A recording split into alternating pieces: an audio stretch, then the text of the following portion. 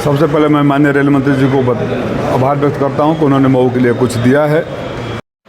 आप जानते हैं कि ऐसे केंद्र सरकार के हर कार्यक्रम में सांसद विशेष निमंत्रण होता है, सांसद के हाथों से होता है, लेकिन इस कार्यक्रम को एक मंत्री जी द्वारा संरक्षित और पोषित कुछ जिनका आपराधिक इतिहास है, चंद गुंटे ठेके के लिए उनके सामने अपनी बहादुरी दिखाने के लिए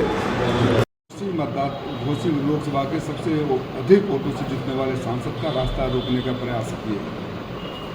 मुझे पता था ये रंग में बंद करेंगे। अपने कार्यकर्ताओं को मैंने अनुशासन में रहने के लिए बोला था और ज़िले के तमाम वरिष्ठ अधिकारी मुझसे निवेदन करते रहे, लेकिन वहाँ का जो प्रशासन था वो भी लचर था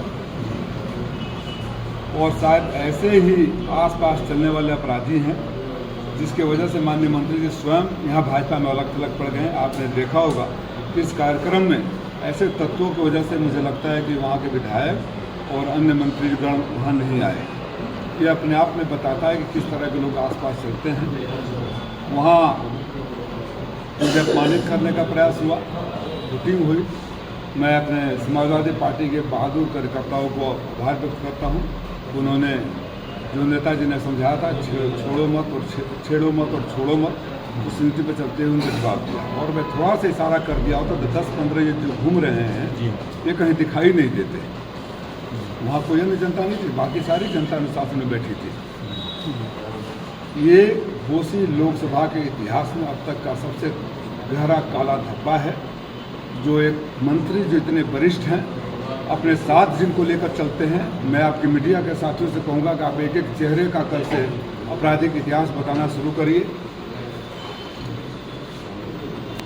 ऐसे लोग अगर यहाँ की आपस के प्यार और एक दूसरे से मिलकर रहने वाले राजनीतिक संस्कृति पर चोट पहुँचाएंगे, यहाँ के लोग भी उन्हें कभी माफ़ नहीं करेंगे, ना ऐसे लोगों को संरक्षण देने वाले।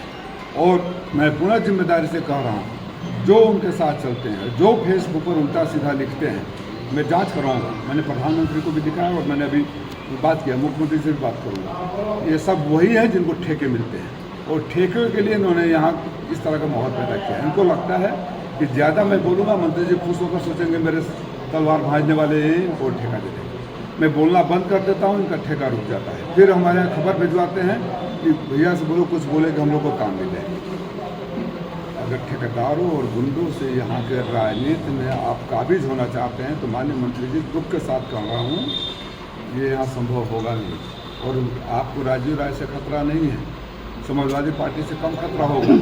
हम राजनीतिक प्रतिद्वंदी हैं तो हम चुनाव में लोकतांत्रिक ढंग से लड़ेंगे, लेकिन जिन तत्वों को आप लेकर चल रहे हैं ना, मेरी बात को लिख लीजिएगा। अगर इन लोगों ने आपको डुबो नहीं दिया तो फिर कहिएगा। सर क्या वजह, किस वजह से ये? अरे हम तो जा रहे थे, सारे अधिकारियों को समझाने पर जा रहे थे, हमारी गाड़ी के सामने गाड़ी खड़ा करके ड्राइवर को हटा दिए। बहुत देर तक इंतजार करता रहा, फिर मैं उतर के पैदल चल दिया। मेरे सामने झंडा लेकर और नारेबाजी करते जाने नहीं दे रहे। जब हमारे कार्यकर्ता गुस्से में आए तब डर के मारे उन्होंने रास्ता छोड़ा, नहीं तो वहीं पिटाई हो गई होती। आते समय वो गरीब दुकानदार वहाँ रो रहे थे, मुझे लेकर गए। जो बैनर लगाने के लिए, पोस्टर लगाने के लिए उनकी दुकानों को तोड़ दिया गया है। आपने कभी ऐसा किसी मंत्री को देखा था कि अपना बाहर से फोटो लगवाने के लिए दुकानों को तोड़वा दे?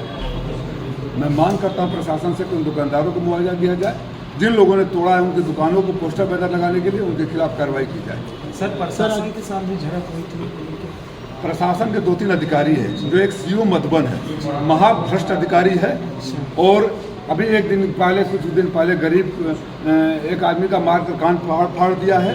आज भी हमारे कार्यकर्ताओं के साथ बदतमीजी कर रहा था। मैंने उनको समझा दिया कि अगर तुमको राजनीति करनी है तो वर्दी पहन लो। और आज फिर मैं बोल रहा हूँ, ऐसे अधिकारी जो वक्त बदलेगा तो कानून के गिरफ्त में लाए जाएंगे, चाहे कहीं भी हो। और सीओ मधुबन, आप याद रखना, ये समाजवादी पार्टी के कार्यकर्ता, आप मुकदमा की धमकी झूठे केस में फंसाने की कोशिश करेंगे। हम सही केस में इस तरह आपसे न्याय मांगेंगे कि आपको पानी नहीं मिलेगा, रिटायरमेंट के बाद भी खोजते रहेंगे। और इसे कोरी धमकी मत समझना। वो माननीय विधायक जो अभी हमारे बीच में नहीं रहे, उनका बेटा जो प्रमुख रहा है, हमारा उम्मीदवार है, उसके साथ बदतमीजी किया। इसका जवाब आपसे लिया जाएगा। मैंने उच्च अधिकारियों से बात किया है, जांच करने की मांग किया है। सारे उच्च अधिकारियों ने मुझे आश्वासन दिया है कि कार्रवाई होगी। सर जिसका